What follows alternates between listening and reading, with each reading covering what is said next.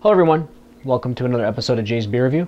I got a big one today, and it is none other than Dogfish Head 120-minute IPA. Dogfish Head is a brewery out of Milton, Delaware.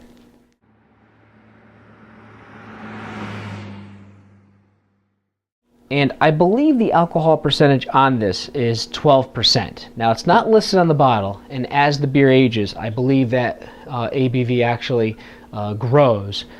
But this is a relatively fresh bottle, and I think it starts out at 12. The other weird thing about this beer is, IPAs you generally want to drink relatively fresh because, hops will dissipate over time. And this is the one exception where they actually label right on the bottle to enjoy now or age for a decade or so. Now, I used to be able to regularly get this beer, but then Dogfish had a show called Brewmasters, and it was pretty popular amongst craft beer fans. And they actually had an episode where they showed they had to dump their entire batch of 120-minute IPA because it wasn't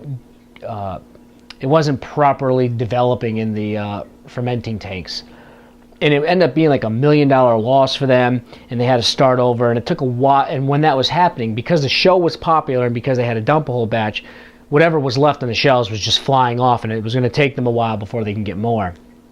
And once that happened, I have not been able to get this since then till now. And I probably will pick up at least one more bottle down the road to see how it ages as well compared to a fresh one, but right now, because it being so limited, I just at least got one, and that's why I'm reviewing it. The glass I am going to use is my snifter. I figured that this is the appropriate time to break out the snifter. So with that said, we'll break into it and give it a try.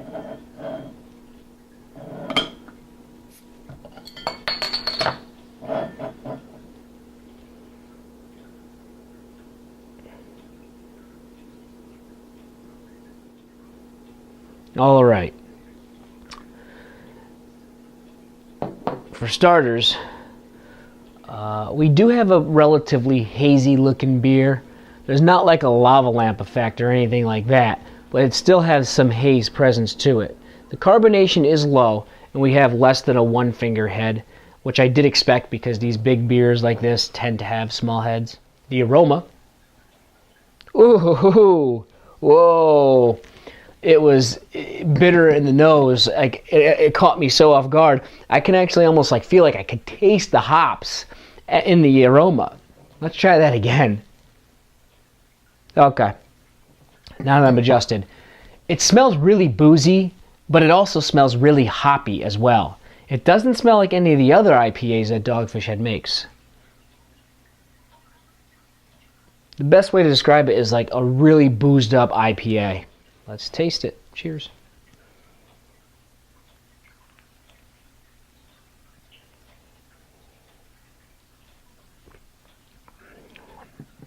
For starters, that bitterness is a little overwhelming. It actually was so intense I didn't get anything else on that first sip. The only thing I can say off that initial sip was after I swallowed, the residue taste was actually a nice sweet malt. So I'm thinking maybe if I adjust to the bitterness, maybe I'll get something out of this. Yeah, without a doubt the bitterness is uber high in this. The alcohol sensation is really, really high. But there is a nice sweet malt character that kind of lingers on in the finish, which is redeeming. But the upfront initial flavors that I get after that alcohol and hops wear off is like a sour grape-like flavor. The one thing I can say compared to the Devil Dancer is this feels a little bit more balanced. That Devil Dancer, I really didn't get any sweetness. All I got was like pure hops. Where this, I actually do taste a refined sweetness in the beer after all that hopness hits you in the face. There is a uniqueness on the tongue, a flavor on the tongue that's kind of nice. Kind of feels like it's very acidic to me. Very, very acidic. I think my initial reaction to this is, while I'm not disliking it, it doesn't do anything for me either. It's kind of like, okay. I mean, having this right now, I wouldn't drink this again. It's not making me go, oh, that's amazing. And you know, even though there's a prestige behind it because of how rare it is and the story behind it, I still don't care if the beer is not amazing in taste, and I'm just not getting that. I mean, maybe those super big hopheads out there probably, you know, love this type of stuff, but, you know, it's just a little too big for me. The flavor is not anything that I'm loving, but I'm not having a problem drinking it either in those initial sips.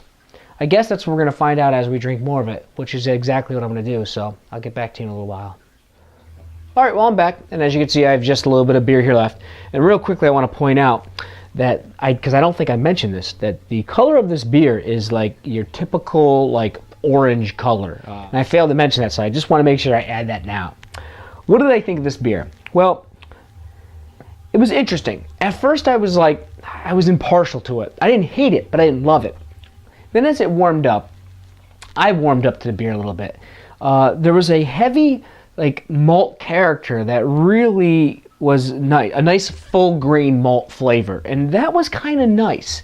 I think they used like a caramel malt because that's what it kind of resembled, that it had that real grainy like malt flavor, which was really nice.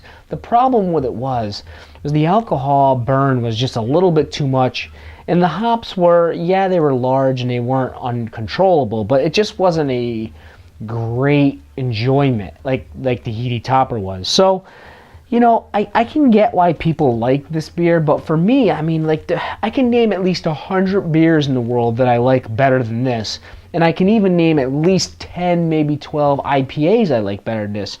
So when when you're thinking about paying $10 for one 12-ounce bottle, it kind of is pointless. Like, why would I waste my time? Because there are so many better beers that are cheaper that I can enjoy. So it's not that I dislike this beer, I just don't really find a purpose, other than just, you know, the hype behind trying a rare beer that's this big, that's this hopped up. I guess everybody that's a true craft beer enthusiast should probably at least try it once in their life, especially if you love huge hops. But the overall average person, there's not really a purpose. It's not the best beer in the world, it's not the best flavor in the world, and it's not worth the price that's on the label. The Heady Topper blew this away by far and has just as many IBUs. So if you're going to get a beer, get that one where you can get a 4-pack for like $12.99.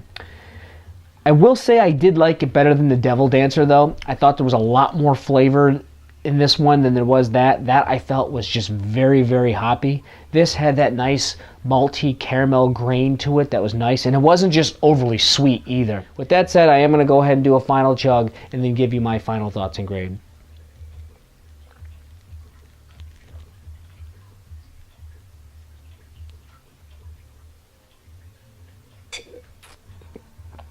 Whew, too much to drink like that. Definitely a sipping beer. As far as final thoughts and grade, there was a nice grain malt caramel characteristic to the beer that was enjoyable, but the hops were a little bit too much, and the bitterness was overbearing, and the alcohol burn was just unnecessary. So, within that structure, where would I call this beer? Well, I'm not going to grab it again anytime soon. I'm definitely not going to grab one to age and see what it's like aged, because I didn't like it enough fresh. I also called the Devil Dancer I called that good, and I was guessing what I should call that. I did like this better, but I don't think it's that much more of a better beer to give it the next distinction of very good. So I'm going to stick right with the same grading that I gave the Devil Dancer and call this a good beer. But I did like it better than the Devil Dancer. Again, that was the Dogfish Head 120-minute IPA with a score of good. And till next time, thanks for watching.